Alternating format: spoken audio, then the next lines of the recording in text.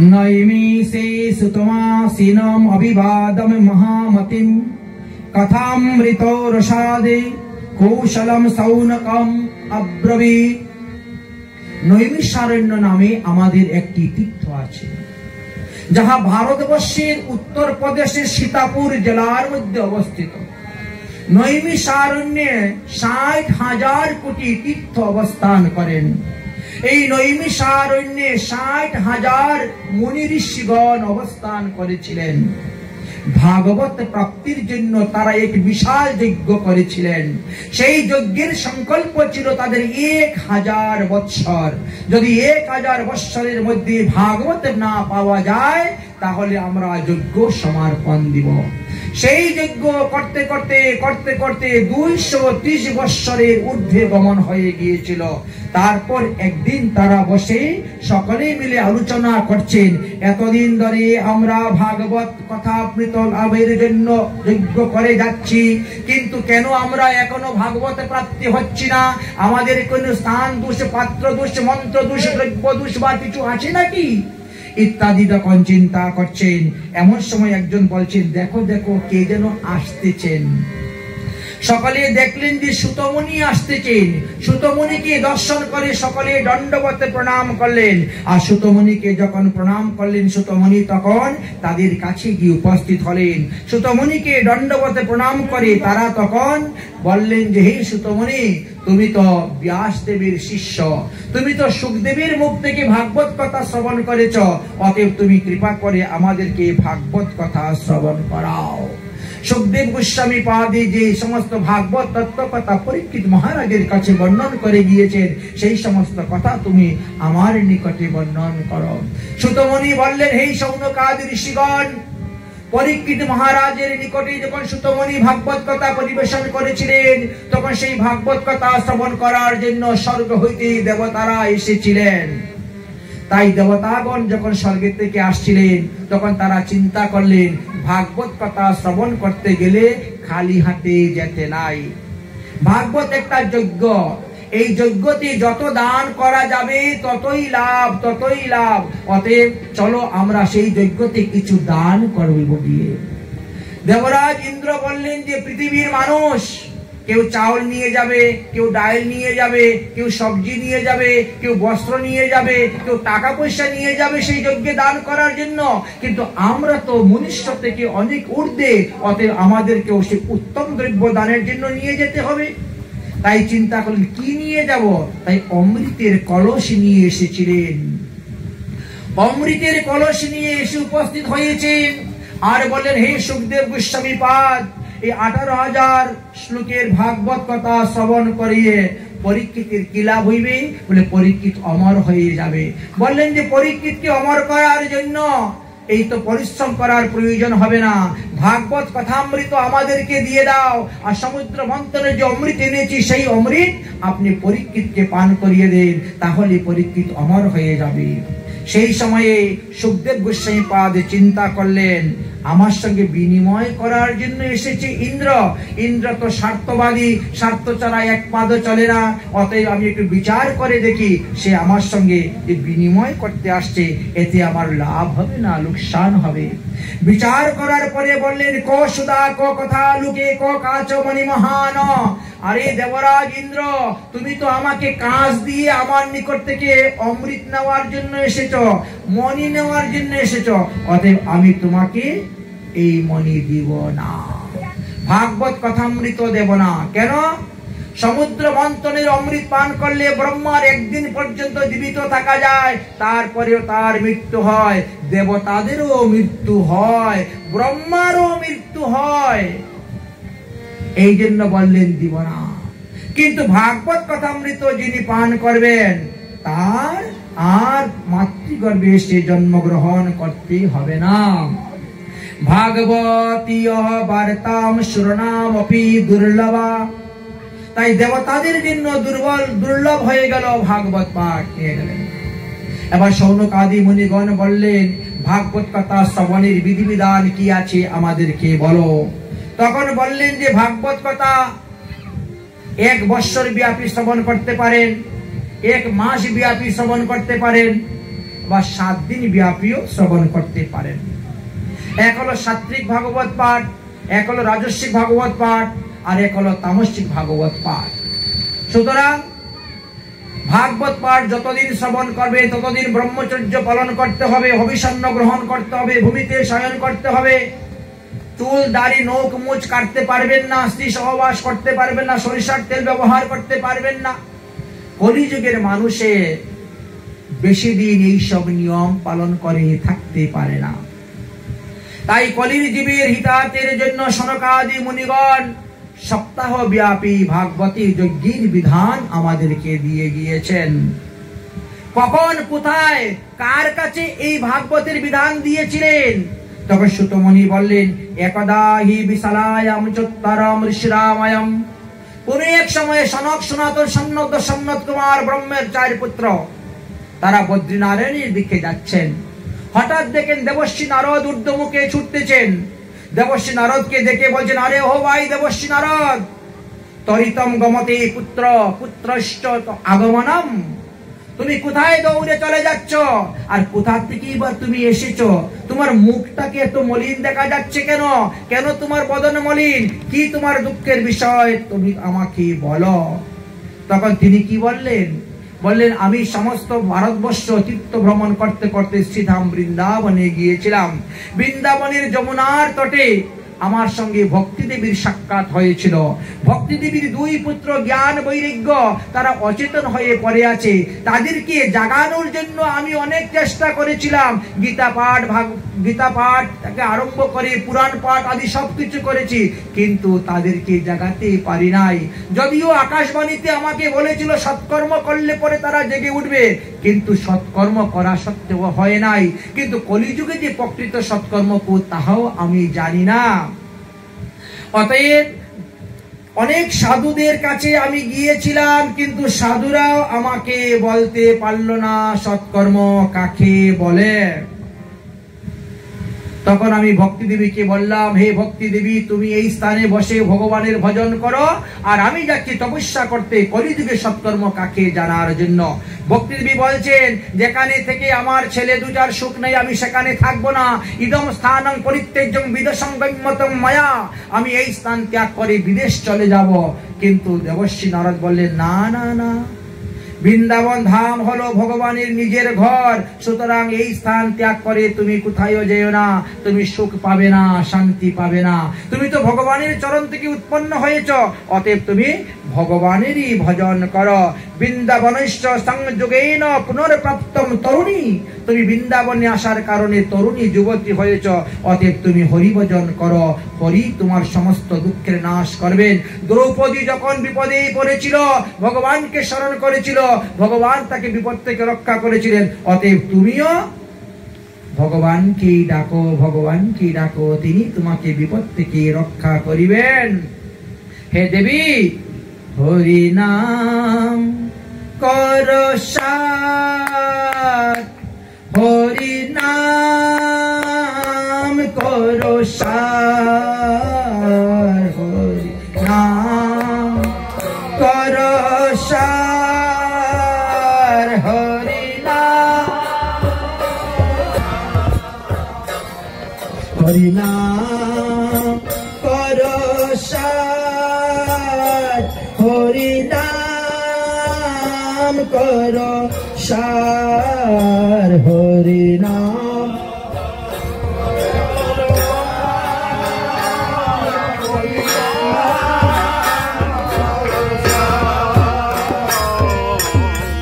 এ ভব সাগর হবে বালুচর, এ ভব সাগর হবে বালুচর, হাটিয়া হইবে পার, হাটিয়া হইবে পার, হাটিয়া হইবে পার, তুমি হাটিয়া হইবে পার। হরি নাম কর সার, হরি নাম কর সার।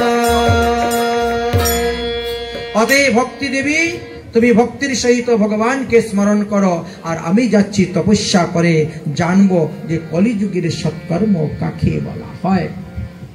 ভক্তি দেবী বলছেন, পরীক্ষিত মহারাজ যদি ওই সময় কলিকে বধ করে দিতেন তাহলে আমার ছেলেদের আর এই দুরবস্থা হইতো না। তিনি কলিকে ছেড়ে দিয়ে মস্ত বড় ভুল করেছেন। দেবশ্রী নারদ বলেন, অগো ভক্তি দেবী, তিনি ভুল করেন নাই। পরীক্ষিত মহারাজ ছিলেন সারগ্রাহী। তিনি জানেন সত্যযুগে 10,000 বছর তপস্যা করে মানুষ যে পুণ্য ফল লাভ করতে পারে নাই, ত্রেতা যুগে 100 যজ্ঞ করে মানুষ যে পুণ্য ফল লাভ করতে পারে নাই, দ্বাপর যুগে 100টি বৎসর যাবৎ কৃষ্ণ অর্জন করে যে পুণ্য ফল লাভ করতে পারে নাই, কলিযুগের মানুষ হরিনাম সংকীর্তনের দ্বারা সেই পুণ্য ফল লাভ করতে পারবে। যৎফলম নাস্তি তপস্যা ন যুগেন সমাধিনা তৎফলম লভতে সম্যক কলো কেশব কীর্তনা। অতএব কলিযুগে একমাত্র হরিনাম সংকীর্তনের দ্বারা সেই পুণ্য ফল লাভ করতে পারবে। এই জন্য তিনি কলিকে বধ করেন নাই। হে দেবী, কলির 1000টা দোষ থাকতে পারে, কিন্তু কলির একটা মহান গুণ আছে। এটা কি জানো? এই কলিযুগে যদি কেউ সৎকর্ম করার সংকল্প করে তাহলে তৎক্ষণাৎ তিনি ফল লাভ করতে পারেন। এটাই হলো কলিযুগের মহান গুণ। তাই সৎকর্মের সংকল্প মাত্রই ফল লাভ করা যায়। তাই কলির 1000 দোষ থাকলেও এটা মহান গুণ।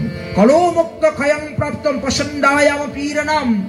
এই কলিযুগে তুমি যদি বৃন্দাবন ত্যাগ করে অন্যত্র যাও, পাষণ্ডীগণ তোমার হাড় গুড় সব ভেঙে দিবে। অতএব খবরদার, তুমি বৃন্দাবন ধাম ত্যাগ করে বিদেশ যাওয়ার চিন্তা করিও না। এইভাবে সান্ত্বনা দিয়ে আমি রওনা হয়েছিলাম, এসেছি। অনেক স্থানে গিয়েছিলাম, কোথায়ও সম্প্রদায়ের অন্তর্ভুক্ত বৈষ্ণব পাওয়া যাচ্ছে না। জগতে অপসম্প্রদায়ে ভরে গিয়েছে, যার কারণে আমিও যথার্থভাবে জানতে পারলাম না। মাত্র তো 4টি সম্প্রদায় আর 13টি অপসম্প্রদায়। তাই আমিও বড় চিন্তার মধ্যে পড়ে গেছিলাম যে সৎসঙ্গ সাধুসঙ্গ কোথায় পাবো, সাধুর কাছে কোথায় যাব। তারপরে যখন আসলাম আপনাদের চরণ দর্শন করলাম। অতএব আপনারা কৃপা করে বলুন তো কলিযুগের সৎকর্ম কি? চতুর্শন বললেন, মা চিন্ত করু দেবস্য হর্ষ চিত্তে সমারুহে। হে দেবশ্রী নারদ, তুমি চিন্তা করিও না। আমরা জানি কলিযুগের সৎকর্ম কি। কলিযুগের সৎকর্ম হলো একমাত্র শ্রীমদ্ ভাগবত সপ্তাহ জ্ঞান যজ্ঞ। কলিযুগের সৎকর্ম বলা হয়েছে। সৎকর্ম সূচকং নন্যম জ্ঞান যজ্ঞ স্মৃতম বুদ্ধি শ্রীমদ্ ভাগবতম আলাপম শতগৃত সুখাধিভি।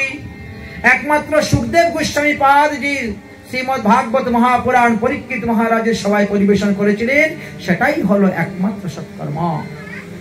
তাই সেই ভাগবত সপ্তাহ যজ্ঞ যদি করো তাহলে তোমার লাভ হবে।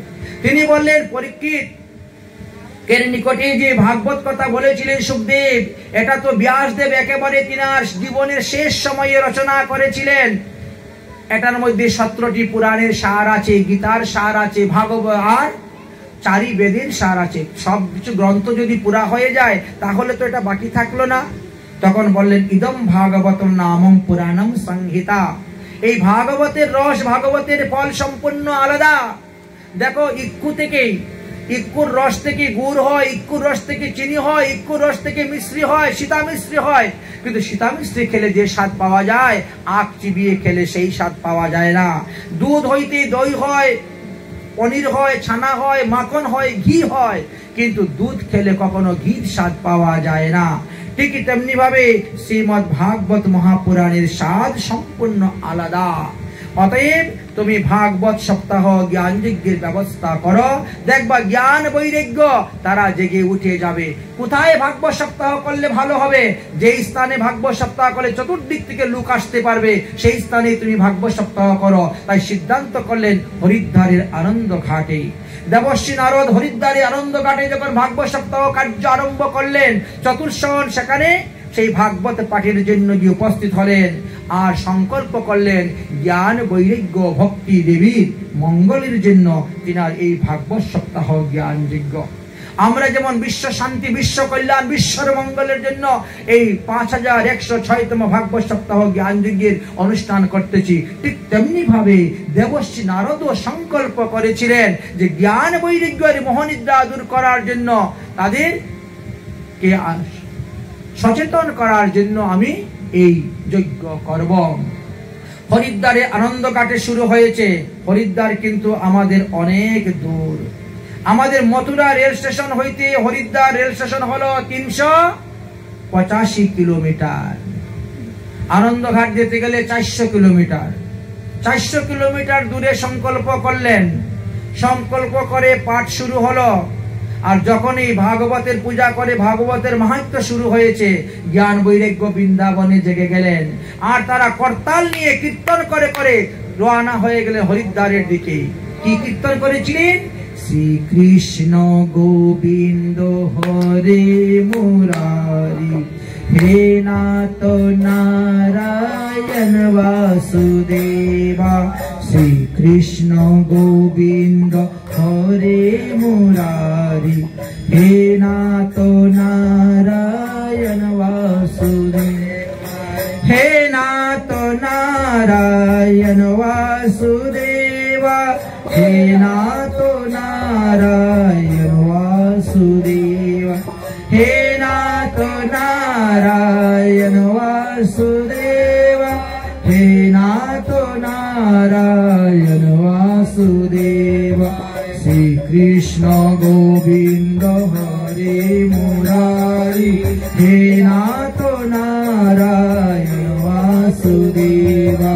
শ্রীকৃষ্ণ গোবিন্দ হরে মুরারি, হে নাথ নারায়ণ বাসুদেবা। শ্রীকৃষ্ণ গোবিন্দ হরে মুরারি, নাতেতি নমানি মুহ মুহ বদান্তি। বারবার এই গান, এই পদ উচ্চারণ করতে করতে তারা হরিদ্বারে আনন্দ ঘাটে গিয়ে উপস্থিত হয়েছে। যারা শ্রোতারা বসেছিলেন তারা বলে, ভাই তোমাদের কীর্তন বন্ধ করো, আমরা ভাগবত কথা শুনতে এসেছি, ভাগবত শুনবো। দেবর্ষি নারদ বললেন, তাদের জন্যই তো আমার এই ভাগবত সপ্তাহের ব্যবস্থা। তারা যখন এসে গেছেন, আসুন আসুন আসুন জ্ঞান আসন গ্রহণ করুন, আসুন বৈরাগ্য আসন গ্রহণ করুন। তাই জ্ঞানের জন্য একটা আসন দিলেন, বৈরাগ্যের জন্য একটা আসন দিলেন। ভক্তি দেবী বললেন, তাহলে আমি কোথায় বসবো, আমার আসনটা কোথায়? সনক আদি কুমারগণ বললেন, হে ভক্তি দেবী, আপনি সমস্ত ভক্তগণের হৃদয়ের মধ্যে গিয়ে বসুন। ভক্তি দেবী যখন ভক্তগণের হৃদয়ের মধ্যে বসেন, তখন ভক্ত ভক্তিতে তন্ময় হয়ে তারা হরিকথা শ্রবণ করতে শুরু করে দেন। এদিকে দেবর্ষি নারদ মানুষের মনের মধ্যে ভক্তি ভাগবত সম্পর্কে একটা জ্ঞান ধারণা জন্মানোর জন্য প্রশ্ন করছেন, জীবের হিতের জন্য, জীবের মঙ্গলের জন্য। আচ্ছা, আমরা যে এই ভাগবত সপ্তাহ দিচ্ছি, এই ভাগবত সপ্তাহ 7 দিন শ্রবণ করলে পরে কার কি লাভ হইবে? তখন বলছেন, অপুত্রের পুত্র হইবে, নির্ধনের ধন হইবে, রোগী রোগমুক্ত হইবেন, সমস্ত পাপ থেকে মুক্ত হইবেন, হরিধামে গমন করতে পারবেন, মাতৃগর্ভে আর এসে জন্মগ্রহণ করতে হবে না। এইভাবে সমস্ত তত্ত্ব কথা বর্ণন করতে শুরু করলেন।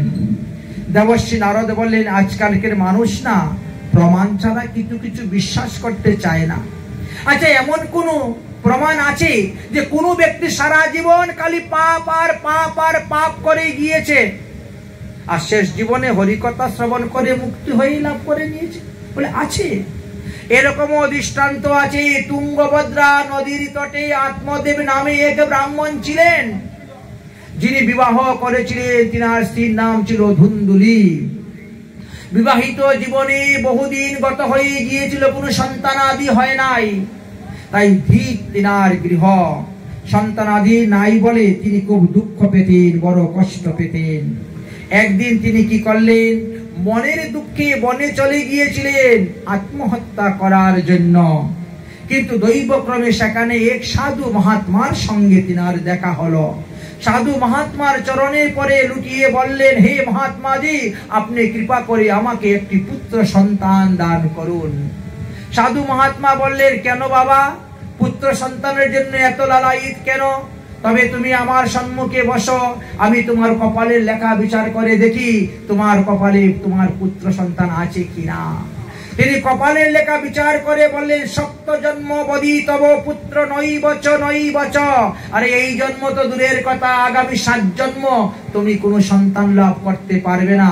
এইগুলা হলো প্রারব্ধ কর্ম, পূর্ব জন্মের প্রারব্ধ কর্ম। অতএব তুমি সন্তান লাভের আশা ত্যাগ করে হরিভজন করো। যার যেখানে যেই বস্তুর অভাব তাকে ভগবানকে সেখানে বসিয়ে দাও। যার পুত্র নাই সে ভগবানকে পুত্র বানিয়ে দাও, যার কন্যা নাই সে রাধারানীকে কন্যা বানিয়ে দাও, বানিয়ে বসাও। ভগবান সবকিছু হতে পারেন। তমেব মাতা চ পিতা তমেব, তমেব বন্ধু চ সখা তমেব, তমেব বিদ্যা চ দ্রবিণাম তমেব, তমেব সর্ব মম দেব দেব। তাই পুত্রের জন্য কেন চিন্তা করছো? আত্মদেব ব্রাহ্মণ বলছেন, আমি শুনেছি অপুত্রস্য গতি নাস্তি স্বর্গে নৈবচ নৈবচ। যার পুত্র সন্তান নাই সে কখনো স্বর্গেও যেতে পারে না, অন্যান্য লোকে যাবে তো দূরের কথা। তাই আপনি কৃপা করে আমাকে পুত্র সন্তান দান করুন।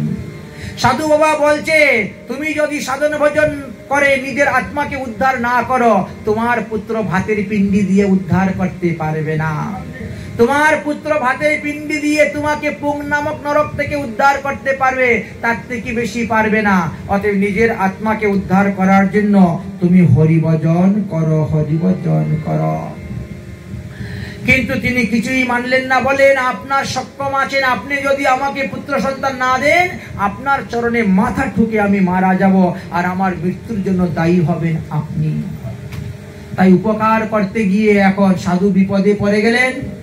অতঃপর সাধু একটা ফল দিলেন, এই ফল নিয়ে তোমার স্ত্রীকে ভোজন করাও, দেখবে সন্তান হবে।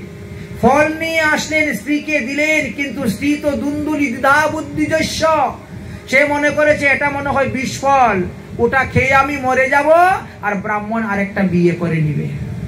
আমার ভয়ে তো এখন দ্বিতীয় বিয়ে করতে পারছে না, এই জন্য তিনি ফলটা খেলেন না। যে যেরকম মানুষ তার বন্ধু বান্ধব সেই রকমই জুটে। তাই ধুন্দুরি বন্ধু বান্ধব সেই রকম ছিল, তারা বলছে দূর এইসব মিথ্যে কথা, ফল খেলে সন্তান হয়। বাজার থেকে তো ডেইলি কিলো কিলো ফল কিনে এনে খাই, কই সন্তান তো হয় না দেখি। মুনি ঋষিদের দেওয়া ফল হতে পারে, কিন্তু ফল খেয়ে যদি গর্ভধারণ করি, ঘরে যদি আগুন লেগে দৌড়ে পালাতে পারবো না, পুড়ে মরে যাব। যদি কোনো চুল টাকায় ঢুকে দৌড়ে পালাতে পারবো না, কান নাক ছিঁড়ে সব সোনা দানা নিয়ে চলে যাবে। আমি গর্ভবতী মহিলা, ঘরের কাজ করতে পারবো না, ননদিকে কাজ করতে আনলে গেলে ঘরে সব লুট করে নিয়ে চলে যাবে। দরকার নাই। ছেলে মেয়ে সন্তান জন্ম নিলে লালন পালন করা যে কত কষ্ট, আমার দ্বারা ওইসব হবে না।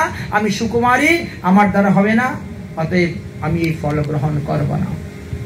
তাই ফলটাকে তিনি একটি গাভীকে খাওয়িয়ে দিলেন। আত্মদেব ব্রাহ্মণকে বোঝানোর জন্য তিনার বোন আসলে তিনি বলেন, আমার গর্ভে সন্তান আসছে, সেই সন্তান জন্ম হলে আমি তোমাকে দিয়ে দিব। ঠিক তেমনি ভাবেই প্রতি মাসে মাসে পেটের মধ্যে কাপড় জড়িয়ে পেটকে বড় করিয়ে দেখাচ্ছেন, আমি ফল খেয়েছি, আমার গর্ভ হয়েছে, আর দিনরাত আরামসে শয়ন করছেন। যখন তিনার ছোট বোনের ঘরে সন্তান হলো, সেই সন্তান এনে দিয়ে দিলেন, আর তিনি পেটের কাপড় খুলে বসে রইলেন।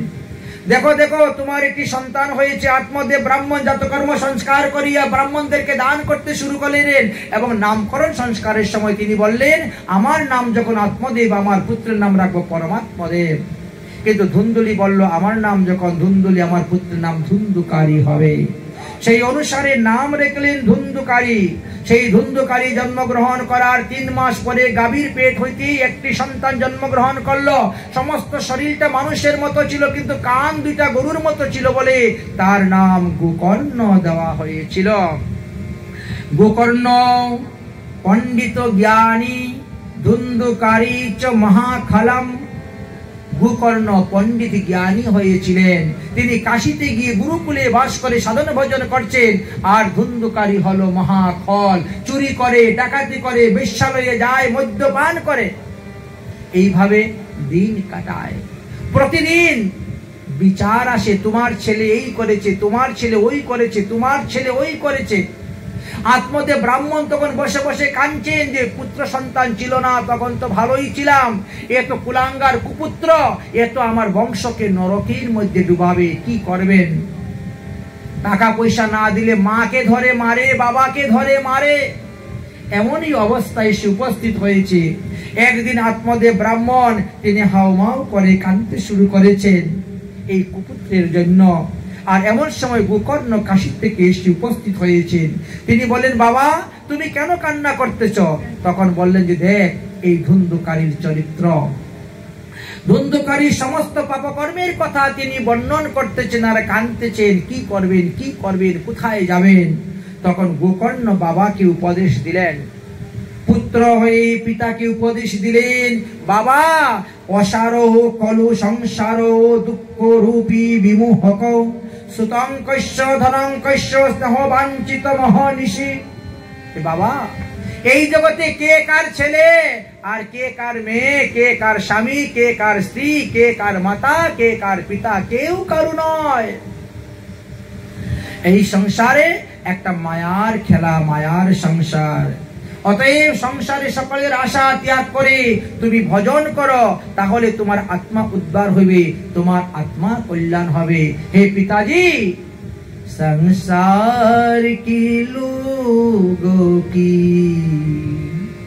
आसान क्या ना करो,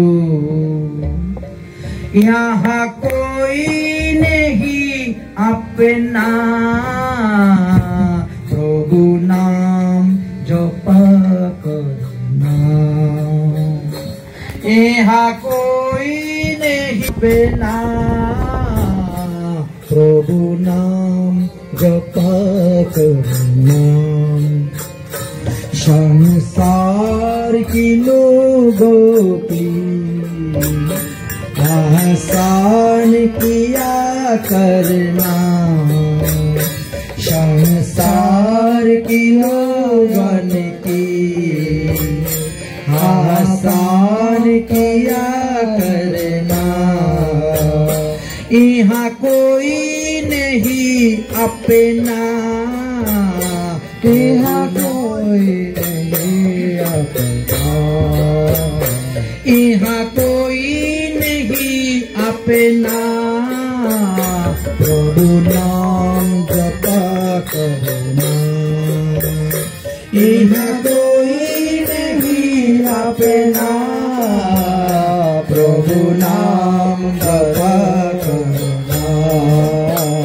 जीवन की समुद्रन में तूफान भी आते हैं, जीवन की समुद्र में तूफान भी आते हैं, जो प्रभु की सहारा है उसे पार लगाते हैं, जो प्रभु की सहारा है उसे पार लगाते हैं। भगवान तो आते हैं उन्हें याद कर लेना, भगवान आते हैं उन्हें याद कर लेना, यहाँ कोई नहीं अपना प्रभु नाम जपा करना, यहाँ कोई नहीं अपना हरि नाम जपना, यहाँ कोई नहीं अपना प्रभु नाम जपा कर लेना, यहाँ कोई नहीं अपना प्रभु नाम जपा करना। हरे कृष्ण कृष्ण कृष्ण हरे हरे, हरे राम राम राम हरे हरे,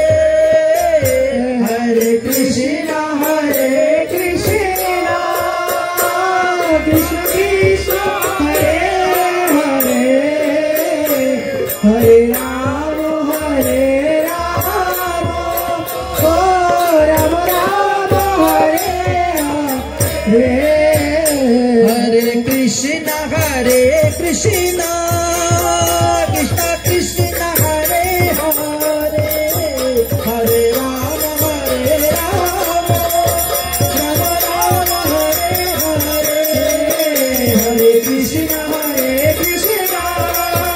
कृष्ण कृष्ण हरे हरे, हरे राम राम हरे हरे। जय श्री राधेश्याम। তাই গোকর্ণ পিতাকে বললেন, আপনি সংসার ত্যাগ করে বনে গিয়ে হরিভজন করুন, তবেই আপনার লাভ হবে। এই কথা বলে গোকর্ণ চলে গেলেন। আর গোকর্ণ চলে যাওয়ার পরে আত্মদেব ব্রাহ্মণ সংসার ত্যাগ করে হরিভজন করার জন্য তিনি চলে গেলেন, হরিভজন করতে চলে গেলেন। এদিকে ধুন্ধুকারী তো তিনার মাকে বিন্দু মাত্র ভয় পান না, মাকে ধরে খুব মারধর করেন, টাকা পয়সা না দিলে পরে। একদিন মনের দুঃখে তিনার মা কি করলেন, পরে ডুব দিয়ে তিনি আত্মহত্যা করলেন।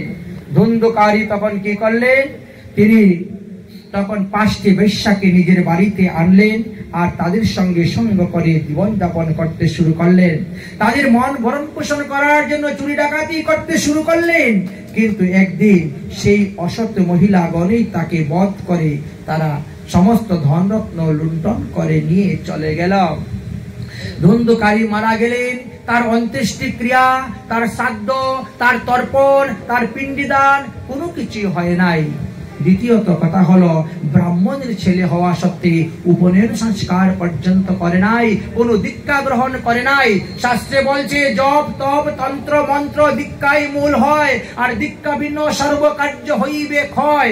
অদীক্ষিত ব্যক্তির যদি মৃত্যু হয়, রৌরব নরকে বাস জানিবে নিশ্চয়। স্কন্দ পুরাণে তার আছে হে বর্ণন, মৃত্যুর পরে হইবে তার পিচাস জনম।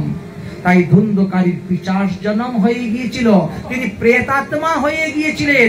ব্রাহ্মণের পুত্র হয়ে ব্রাহ্মণ অনুচিত কর্ম না করার কারণে তিনি প্রেতাত্মা হলেন। তাই তাকে বলা হয়েছে ব্রহ্মদৈত্য।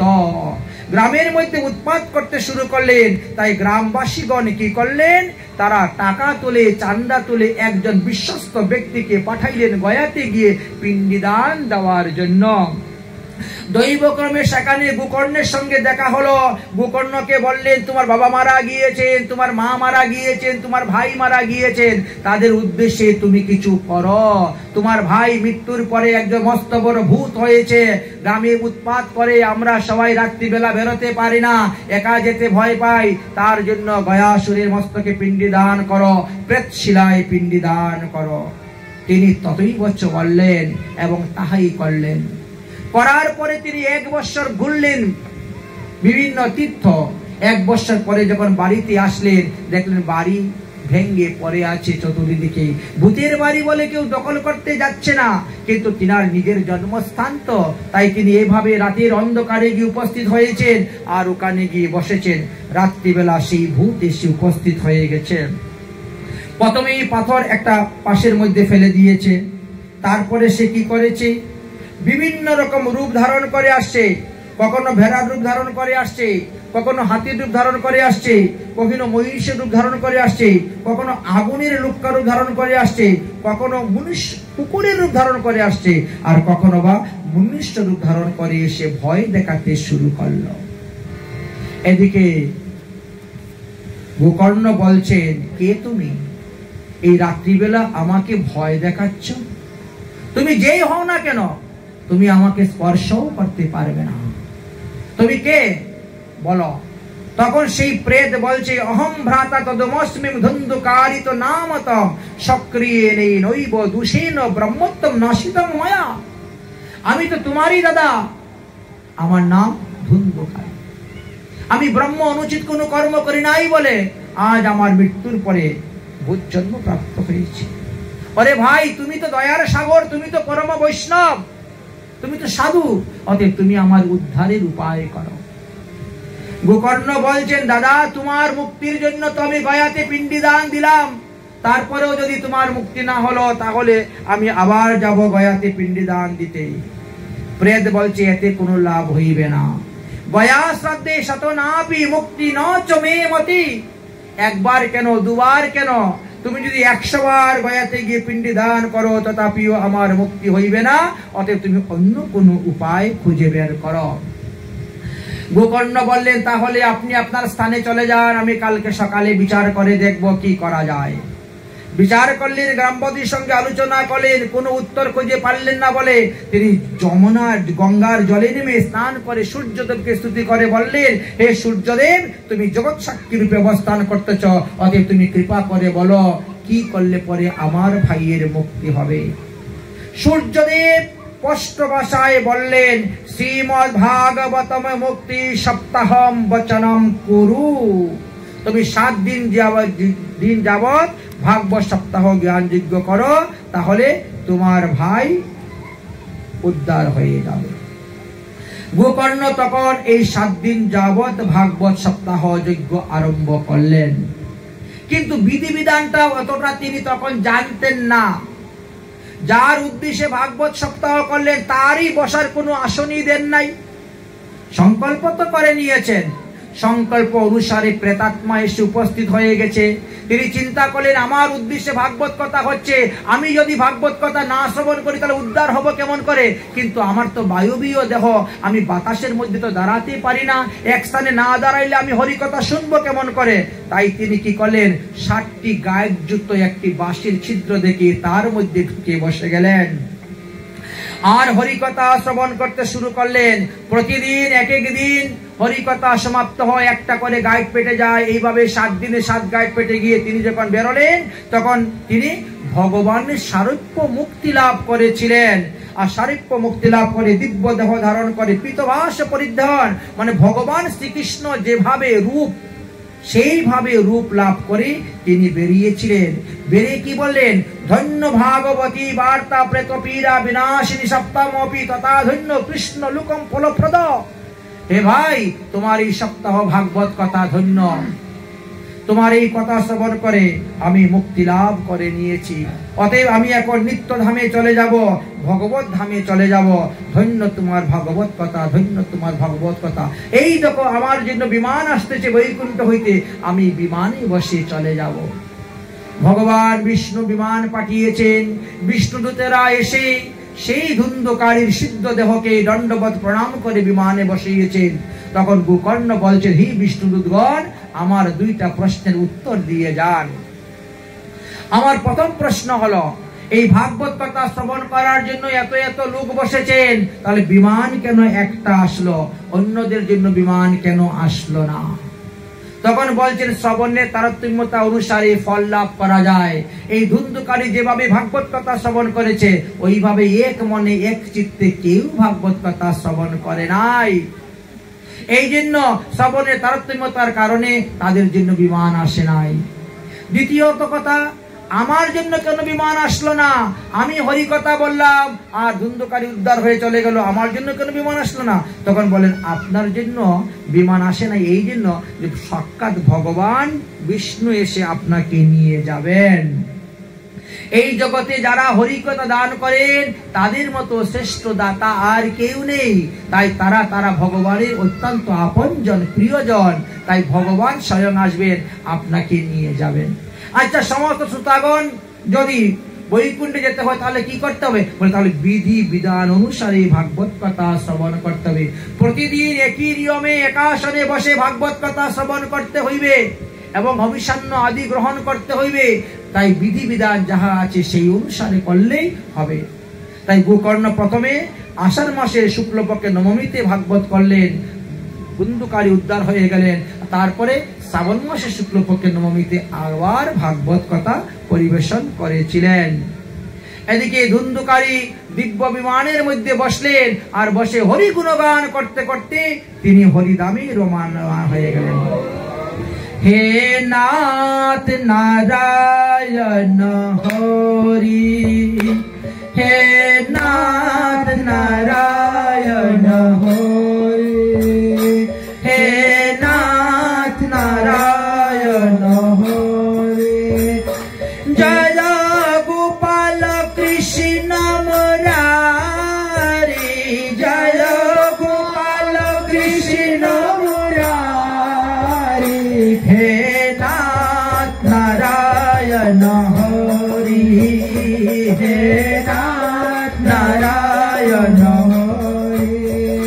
হে যাদব মাধব কেশব হে যাদব কেশব হে যাদব মাধব কেশব হে যাদব মাধব কেশব কৃষ্ণ গোবিন্দ বাসুদেব কৃষ্ণ গোবিন্দ বাসুদেব রাধা রমণ গিরিধারী হে নাথ নারায়ণ হরি হে নাথ নারায়ণ হরি হে সত্য সনাতন প্রভু হে সত্য সনাতন প্রভু হে নিত্য নিরঞ্জন বিভু হে নিত্য নিরঞ্জন বিভু দীনবন্ধু দুঃখহারি হে নাথ নারায়ণ হরি হে নাথ নারায়ণ হরি হরি হে নাথ নারায়ণ হরি হরি হে নাথ নারায়ণ হরি বলো শ্রীমদ্ ভাগবতে মহাপুরাণ কি তাই ধুন্ধুকারী নিত্য ধামে গমন করলেন। তাই যদি কেউ বিষয়ে মরে, পাশকালে মূলগায়ে মরে, দুর্ঘটনায় মরে, আত্মহত্যা করে মরে, তার শ্রীমদ্ ভাগবত মহাপুরাণে কথাই বর্ণন করলেন। এবার আমরা আসবো বিধি বিধানের কথা, ষষ্ঠ অধ্যায়ে এসে উপস্থিত হয়ে গিয়েছি।